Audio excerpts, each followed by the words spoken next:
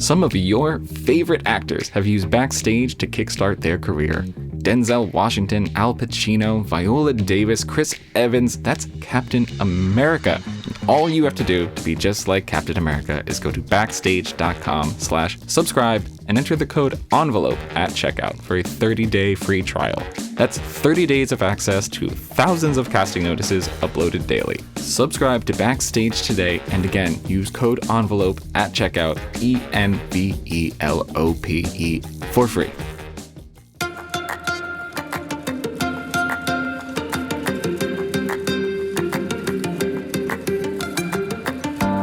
I was actually talking about the term like overnight success, like kind of like came out of nowhere thing with one of my friends the other day, because there's so much that you just don't see, especially like all of my no's that kind of shaped how I handle rejection, the way that I move in like receiving a yes.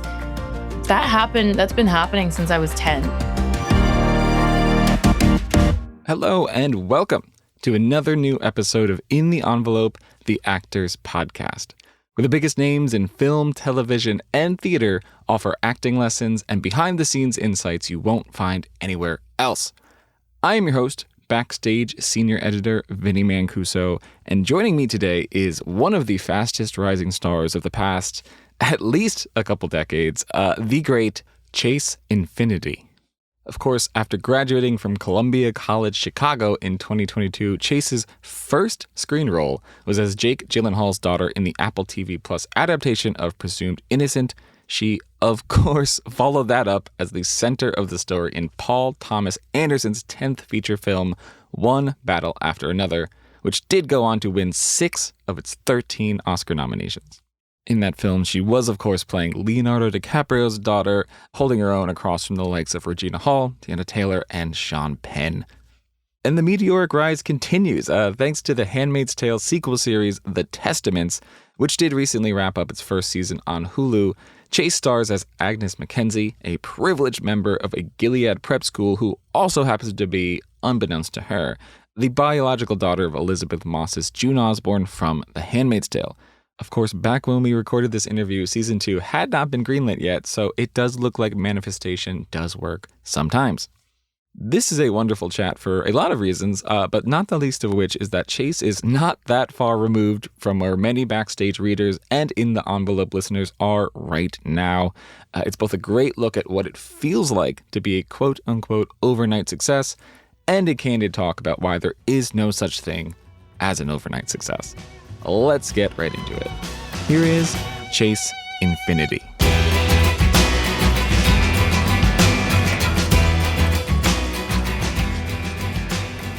Chase, you're all good? Everything's good? Zoom is all how you want it? Yep. Amazing. I have my beverages, my coffee and my water right next to me. Oh, the best combo there is. I mean, you need the caffeine. If you do both, you'll never feel bad. Exactly. How you doing? How's it going, Chase? How are you? I'm great. I'm so happy to be talking to you today. I mean, we have much to discuss. It's been a pretty busy couple of months for you. But how's the shoot? How did everything go? It was so cool. And like the highlight is totally the house though. Like I decided to move in. I was going to say podcasts are an audio medium, but I wish everybody could see where Chase is sitting right now, because it is a gorgeous, gorgeous home. I'm always curious, when I talk to somebody who's still navigating everything, like what has a steeper learning curve, like the public facing side, like doing this, magazines, profiles talking to me and stuff like that, or the like actual on set environment doing the job? Like what was like harder to learn? I think like everything has their own kind of like individual challenges. I think I feel the most comfortable with the on-set work because I understand the things that I need for myself as an actor to kind of like function properly and kind of avoid bumps as much as possible. But it is a pretty big learning curve, kind of going from only working to then promoting a movie for the first time, promoting a TV show for the first time, and getting to do all these like incredible shoots. And I think that might be the biggest learning curve, just because it's so foreign, I guess, compared to the work. And it wasn't something I ever thought of, but until I was kind of thrown into the One Battle press tour, and I Yeah, was like, oh, I didn't know that this was like this. I had to part of the ask my job. friend what a press junket was because I didn't know what it was. I'm curious. You mentioned you filmed One Battle. You did the Mhm. One Battle press tour. Now the Testaments has been released. You're talking about the Testaments.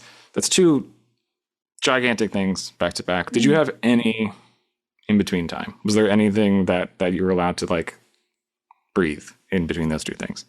No, I have not had the Oscars were on, I want to say like March 15th, I think, or something.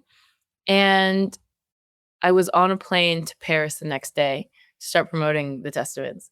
So I'll get my break soon, but I haven't had it yet. I was going to say the answer is no. You're The not at the answer moment. is That's so like when that is true, when that's true of your life, has there been anything helpful for you that's like allowed you to sort of stay present at all? Like when you're being like whisked from A to B to C to D, sort of living your life that way, is there anything you found helpful to sort of orient yourself in the present moment? yeah, I think, like, I call my friends a lot, call my family a lot, and I think just, like, speaking to loved ones was the highlight of, during, like, award season, and it kind of kept me very grounded and insane at times where you feel like there's so many crazy things happening, and they're all, like, these exciting things that you're like, "I've been waiting so long to do this," and then it gets overwhelming at times, and so it's always nice to get to chat to, like, my best friend back at home and just have a normal conversation that has nothing to do about work, and we can talk about, like, our favorite things, our hobbies, or, like, what's going on, like, back at home in Chicago, and that kind of is the thing that centers me, that grounds me, and outside of that, I try to move as much as I can because that also is very helpful. You kind of get out of your mind and into your body too. But I would say calling friends is probably the thing I do the most. I feel like everyone has an idea of what it's like to attend the Oscars, like what they imagine it's like to attend the Oscars. For you, what was the sort of most unexpected aspect of like being at the Oscars? Well, I wanna say, ah, I don't know. Honestly, like, I think, like, the carpet and the award show kind of, like, set up I was kind of getting used to because I had gone to a bunch of award shows beforehand. I think the craziest thing to wrap your head around is the fact that you're at the Oscars, and, like, that's like, that's, like, the end of the road in a way, and you're about to cross the finish line, and I think the fact that it was the end of the road for the movie, I mean, not the end of the road, but, like, the end of the road of, like, me getting to, like, promote it and talk about it with Paul and the rest of the cast. I would say that, coupled with the fact that I was like, "I'm at my first Oscars. This is insane."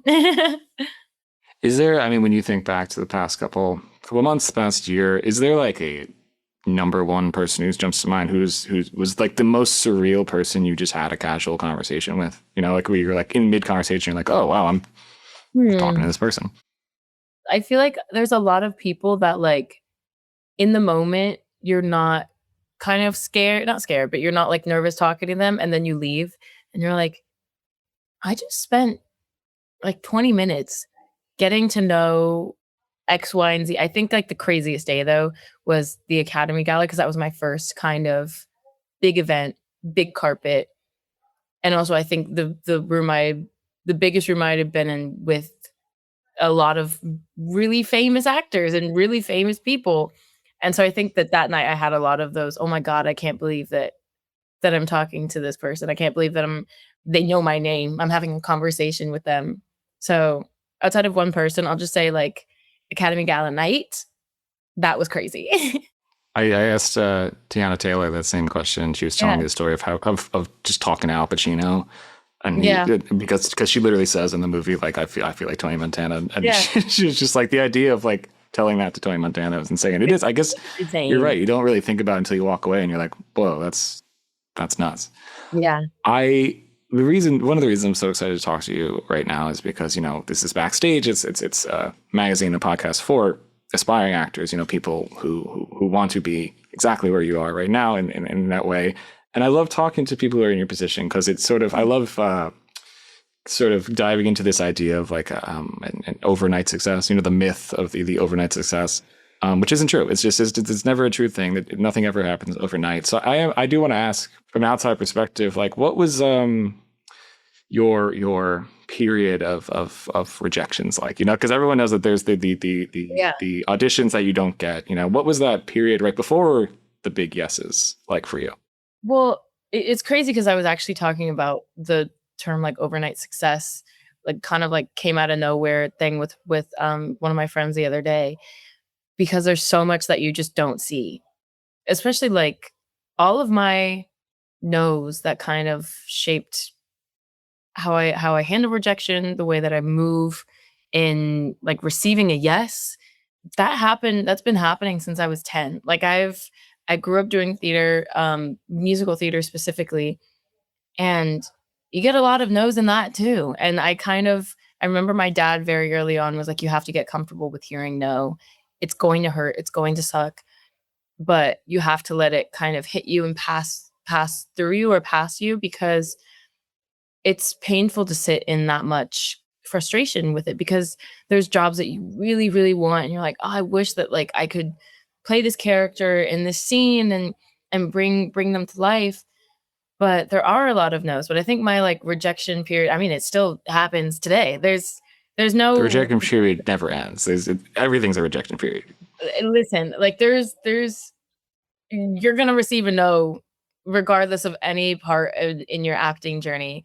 And I think like I had a lot of years of only no's, especially in theater. And I just got with this, I got very lucky in a sense. Like it's I'm trying to think of the exact term, but when preparation meets opportunity, is that what it that Something like that. It's yeah, basically something. like always being ready for the yes, Yeah, yeah, yeah. because when it comes, you have to be ready. Yeah, or something along the lines of that. Like that's I'm kind of rambling now on a tangent. I don't know where I'm Please, going with it, please. but like but I've definitely had many, many, many no's. And it's a painful thing to kind of force yourself to get used to as an actor.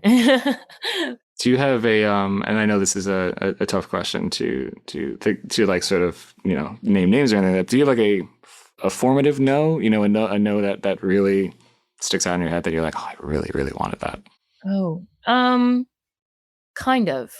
It's not, it was for a musical, and I remember going and it was like my first big audition or like callback for a musical. And I was so excited. I'd gone to New York.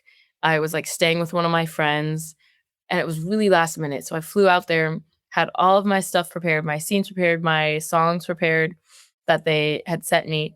And I got there and I completely bombed the audition. Like my voice was cracking. It was not I was so upset that like my voice was not doing the things I wanted it to do. And I did not get the job. And I think as opposed to like a no, I think that experience was enough to make me be like, wait a minute, like I had kind of like a very dark period after that, because I was like, if I can't perform in an audition, how am I supposed to be able to perform on the day? And of course, like that's just not true.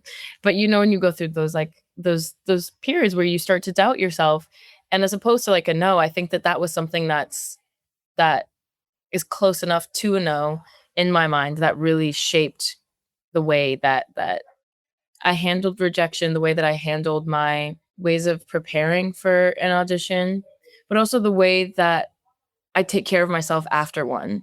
And I think that was a moment that I realized I was like, I need to make sure to take care of myself for the really great callbacks, the really bad callbacks, because either way, like I'm the type of person that's like, I go to an audition, I get a treat after. I go to a callback, I get a treat after.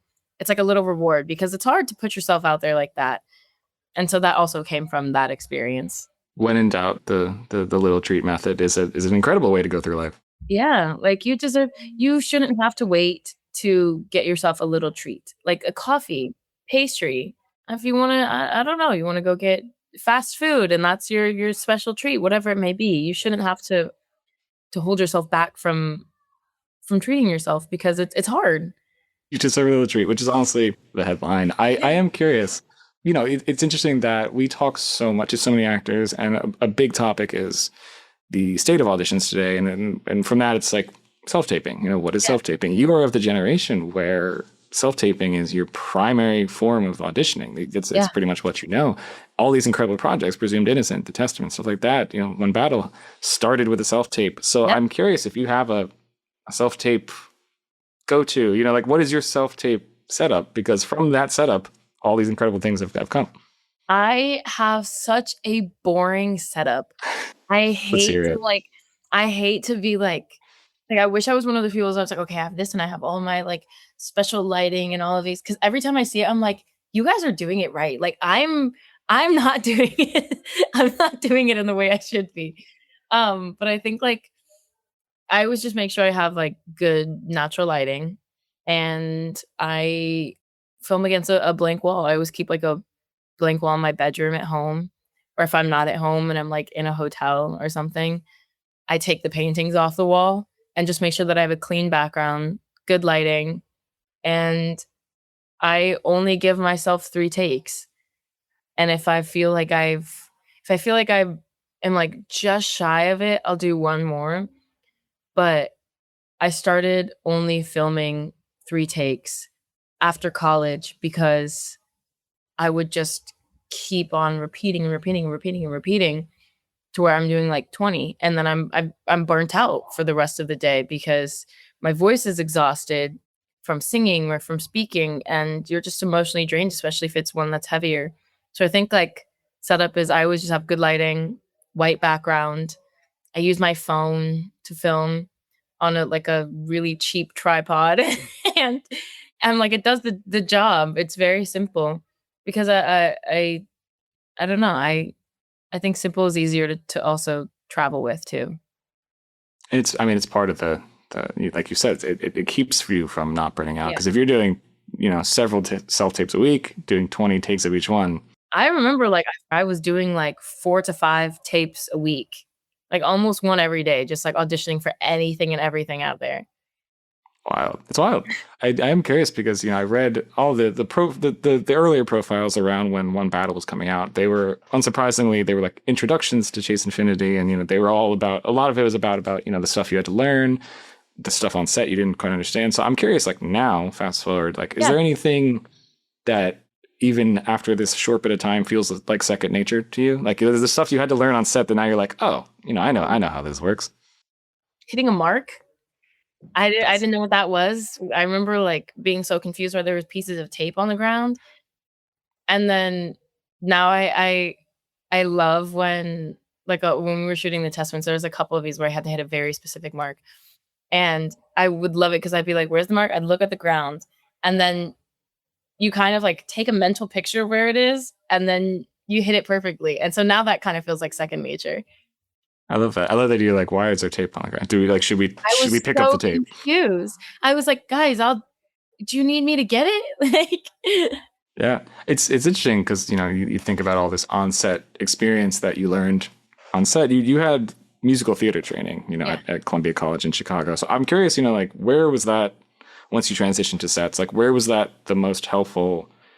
And where did you sort of like need to set aside musical theater training for on-camera stuff?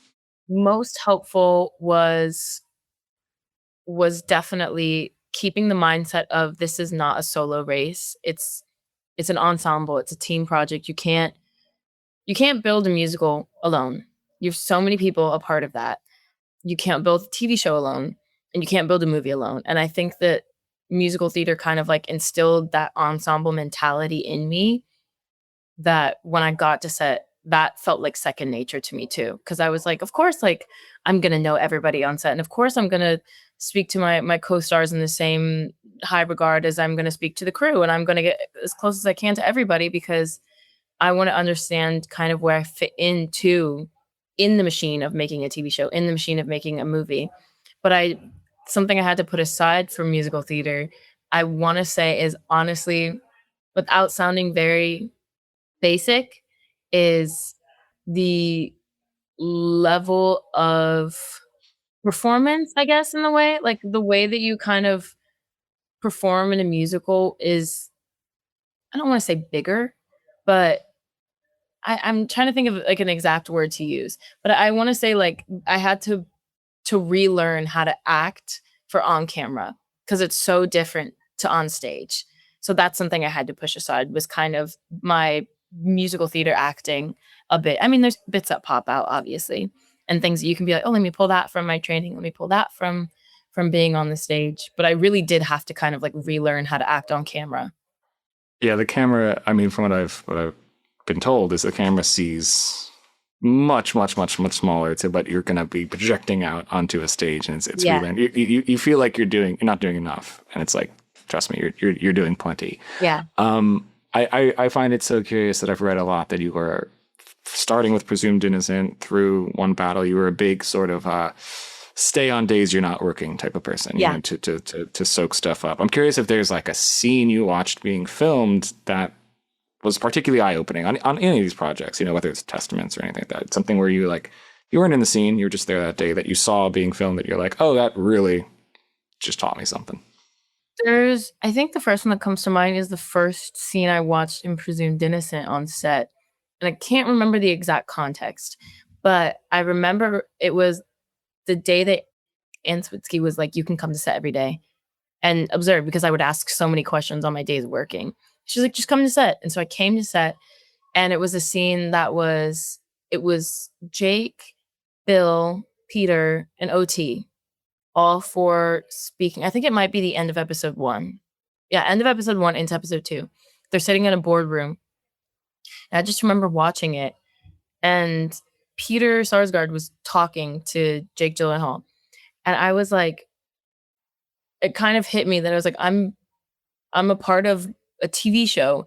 I'm watching something being filmed, and you're watching like these incredible performances. And I think that that's probably the first thing that comes to mind, because that was my first day being like, oh, that's what the director sees, as opposed to what I am like doing, I guess. And at that point, I didn't know what playback was. So I didn't know that I could watch myself back.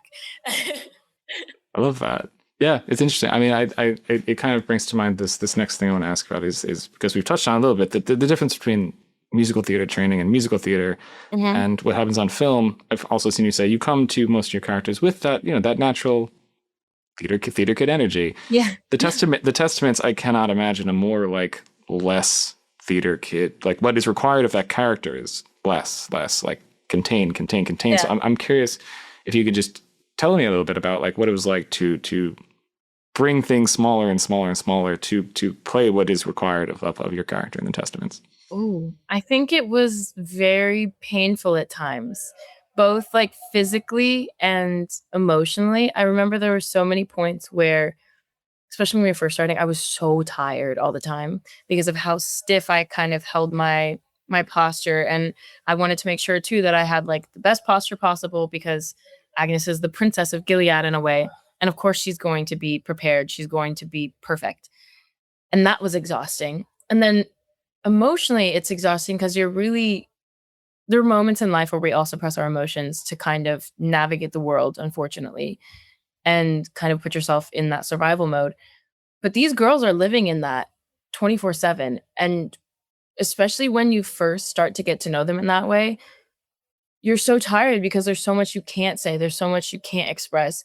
And that's why the small, like subtle eye twitches, they're like your nose flaring in a specific way, or maybe like you have a slight grin, like those little things feel so big because they're not allowed to do anything. And it's both painful to watch as a viewer, but also to perform as well. And I think that was something that me and all of the other girls realized really quickly, how difficult that would be. I mean, the first thing I took notice of was like the posture, because it's such a big part of the character, Yeah. and I myself just have like really bad posture. So whenever it's like, you know, when it's I do.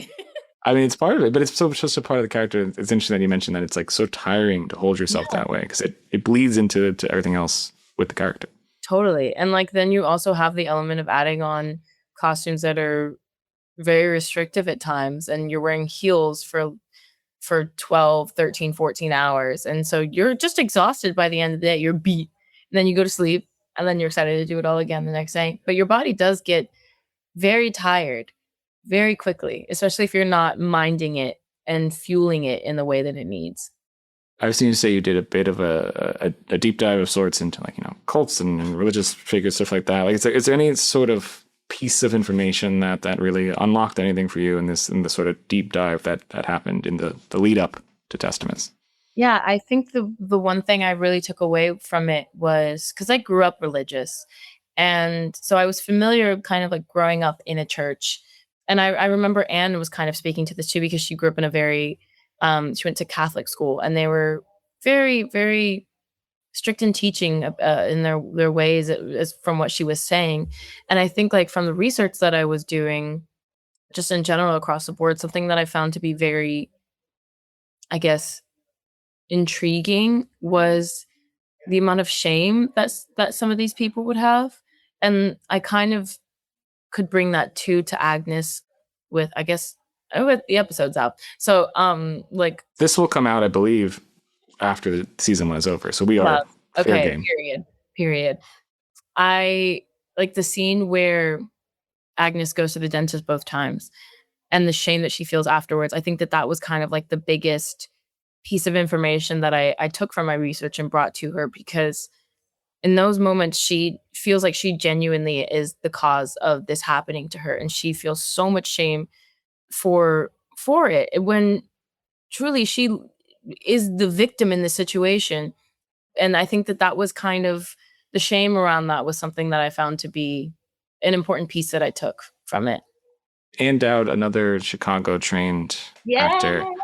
I'm curious, what it was like. She's just added to the list of the sort of heavyweights you've held your own across from. Like what was that experience like? What did you take from her? What did she take from you? Like what was the deal there? She is somebody who brings so much light onto set. And I think outside of like the incredible things that she taught me, like in me just observing her in our scenes together, I think like the main takeaway I had from her was just the amount of light that she brought onto set, the amount of love that she would bring, both obviously to her work, which she loves so deeply, but the love that she has and carries forward to the entire cast and the entire crew. And I think that was something that when I would see that, I wanted to be that, and I wanted to kind of be that for other people as well. I found this to be very inspiring. And I know it kind of like, it could sound like I'm like, oh, I want to be a light and do this and this and this for everyone. So, and whatever. But I just genuinely like the amount of kindness and love that she would bring to the set. I found to be so inspiring, and you could feel that it would lift the morale of the entire set. Like it would be it could be 3 a.m. and Dad walks on set, and everyone at first is so tired, so exhausted, because we're on like take 10 of something that is happening, and it's late at night, and then Anne walks on set, and it's like a wave of light just washes over everybody, and you kind of have that second wind, and that's literally just because of her and her being an incredible human being. And I think that was something that I found to be so inspiring from her. I mean, you mentioned everybody knows that movie sets, TV sets are a very unique sort of atmosphere. Whenever I'm watching something and I see a particular scene, I'm always curious about like what the atmosphere was like on set that day. In this show, it's sort of those correction scenes, where everybody's just sort of shouting at a single person, and that cuts together so jarringly and harrowingly. But like when you're filming it, like what is the atmosphere like on set when you're trying to get that energy, but it's through multiple takes and multiple angles, and you're doing it multiple times? Those are ones that get very tiring very quickly too. And I think that we felt very grateful that we all had each other to kind of look after one another. And then also we had the crew. Kind of our first time that we filmed a correction scene, we were kind of figuring out like the culture around it and how everybody kind of would handle it during shooting, after shooting, and minding each other's energy levels. And so from that first one, we really understood the importance of it being something that's everyone's very mindful of the fact that this is something that is draining. And everyone became aware of that very fast on set, both the actors and crew combined, which I think was so helpful to not only us, but to the crew as well, because we could all kind of put together all of our energy and leave it and not feel like we were continuously going when it wasn't necessary in a way. And I think also outside of that, like our entire cast and crew were very joyful people, and I think that we would laugh between takes. We would like tell jokes, and which makes no sense compared to like what we're filming. But the energy was completely different the second that we called cut. And I think that that was something else that was so helpful to kind of drop in and drop out of those scenes as well. I do want to ask this just to reiterate, this will be coming out after the show's over. We can speak openly, but I do want to sort of ask, because no show is shot in sequential order. So I'm curious, what was your wrap moment on the Testaments season 1? And I guess the second part of that question is sort of like, because you've so quickly become somebody who's in the industry, like how can you compare the way you felt wrapping the Testaments to like when you wrapped On Battle and like when you wrapped Presumed Innocent? Well, the last thing I shot for the Testaments is actually in the trailer too. It's the last shot of episode 10 where we're all walking down the hallway holding pinkies. I was like, this feels so cool. I was like, oh my God, I'm getting my slow-mo walk moment with my friends. So that was my last day shooting. And it felt I'm always sad when something wraps. But I just remember really feeling like I was leaving summer camp in a way, because that's what it really felt like when we were shooting, because we were all in a new city outside of the local hires, of course, because we had so many incredible Torontonian actors in a part of our project. But to all of us who didn't live there, it felt like we were in this new city and we were kind of all tackling this new show together. And it really did feel like theater camp in a way. And so I just remember feeling like, oh, I feel I'm leaving camp. And that it kind of gave me that same like childlike feeling too. On One Battle, I remember not realizing it was done until I gotten home. And then I had a whole week of mourning the project and mourning the fact that I wouldn't get to work with I would love to work with them all again, but work with all of them on this specific project. I would never get to do that again. I wouldn't get to see Paul every day. I wouldn't get to see Regina every day and everybody else in the cast. And I just remember having like a week-long period of mourning. And then Presumed Innocent, I think I also didn't really realize that it was over until I packed up my car, because my parents so graciously, love them so much, they brought my car from Chicago to California. And I remember not realizing I'm leaving until that car was packed up. And I was like, it felt like I was leaving for college, which made no sense because I was going back to where I came from. But I feel like all of them kind of have like, they make me think of another point in my life, like going to college, theater camp. I can't think of one specific for One Battle, but that one just had its own, I was a mess. I was a mess after that was done. I mean, you mentioned, the idea that you weren't sure that you'd get to work on these, you knew at this point with the movies, you wouldn't get to work with these people on this project specifically. But I think there's sort of maybe things will be different by the time this episode comes out, but, it's not quite sure, when or if there will be a season 2 of The Testaments. I'm curious if you know anything, what you've been told, what you've heard. I would love to know. I'm curious because I'm also like, I'm curious because I really loved the book. And if we are so lucky, I would love to see the story continue on, but I don't know anything.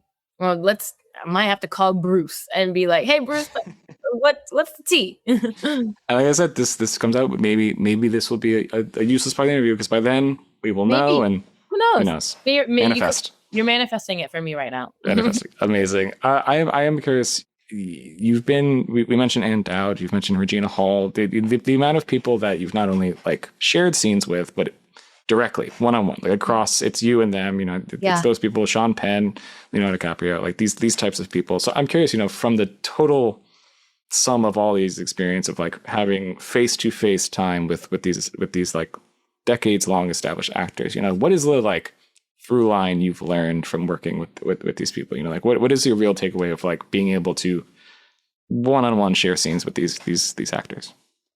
I think something that they all have in common is they all love to play, and they really come into the scene not having any previous kind of expectations of how it's going to go.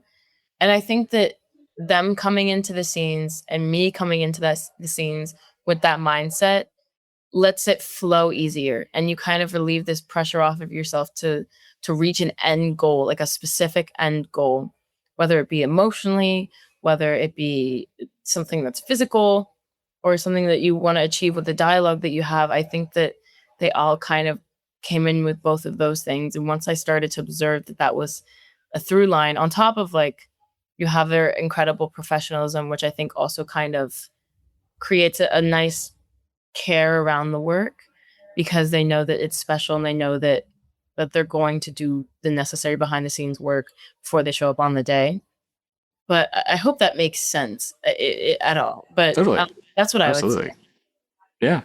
I want to before we wrap. I need to ask you something just for my own curiosity. Like I mentioned, we had Tiana Taylor on the show, and she was describing how she likes to soak up information. She used the phrase, "I'm like SpongeBob SquarePants." That's what she said. And then a couple months later, we had Benicio del Toro on the show. He was kind of saying the same thing, and then he also used the phrase, "I was like SpongeBob SquarePants." Yeah. It's much less expected from Benicio del Toro. Is there a reason why both of them would use that exact phrase? I have no idea. I honestly would not be surprised too if he picked it up from Tiana, because there was a lot of things that like Tiana would say, or like Regina would say, or Benicio would say, or Leo, or Sean, or anybody, that while we were on tour, you would start to hear like the phrases that people would pick up on and add to their vocabulary, whether it be like intentionally or unintentionally. Like I remember that there was stuff that Leo would say that I would say, and then he's using it in a sentence like 2 weeks later, and I'm like, "What?" But that's probably what it is it's from press tour, or just from all the amount of time that we spent together, and that's just something that he heard. But he also like, yeah, he is. I think that It that's was also it, something that is great. it was much more surprising to hear Benicio del Toro say the words SpongeBob SquarePants than it was Tiana I Taylor. love it. Now I'm like, I do. we got to get everyone else to say it. Exactly. I mean, if we can get everyone on, find the source of the SpongeBob SquarePants Exactly. thing. Be like, Tiana. I am curious. We're not sure what's next. You know, what's coming down the pike. You have some stuff, but you know, you come from musical theater. Is Broadway on the mind? Is it a goal? Where does Broadway fit in your future plans? It's still my dream. That's still my biggest dream, and I am very lucky that now I'm in a place where I can kind of, I guess, use the body of work I have behind me to uplift a show in a way that I've never been able to. And so I think that I would love to do a musical. I would love to do a play. I would love to just do something on stage, and especially if it's new work from a new writer, especially like anything that I can do to also uplift a project in that way that's special, that isn't getting the light and shine that it deserves. I want to be there to help them in the best way possible. But I would love to. That's my dream. Again, we are manifesting here. We're manifesting so many things I'm here in the manifesting future. it too. And I would love to be in anything on stage. It doesn't even like I'll do anything.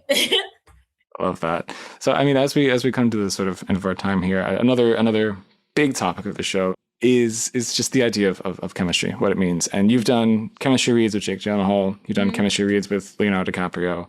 Clearly, something is working. I'm curious, what is chemistry to you?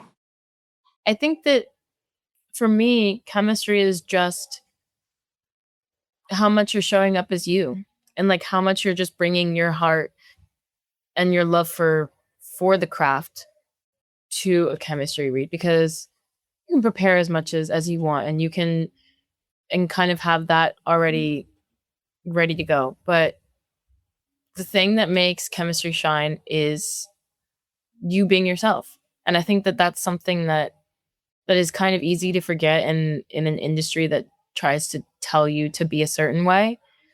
But to me, it's just be you and just show that you love what you do. And I think that leading with that creates good chemistry with other actors, with other people in the room, with casting directors. So just being yourself, I think, is what creates good chemistry. And hopefully the other person meets you with the same amount of themselves. I love that. And just as a way to sort of kind of somehow wrap this all up in a row. I know that, earlier before all of this, shows you've done is like, at 10, I think you were in Hairspray. You did stuff like Letitia Adams in The Addams Family or Central, stuff like Bonnie and Clyde, Shrek, stuff like that. When you think back to all that stuff, in what ways do you still feel like that actor? Minus all this other stuff that's happened, how do you still feel the same as you did back then? I think I still share the same excitement for performing. And that's something that I've never lost. And it's something that I found from when I was 3 and I would be in my living room singing and dancing for my parents badly, but I was still performing and I was still getting to kind of like be somebody else, but also be myself in a elevated way. And I think that excitement is something that I've never lost. And I hope I never lose, because that's what made me fall in love with acting. That's what made me fall in love with theater and the creation of a project and of a character. So I'll say the excitement is something that I still share with little Chase. I love that. Chase, thank you so much for being here. Thanks so much for doing this, covering all this stuff. This was truly a pleasure, and I'm sure we'll speak again down the road. Yes, thank you.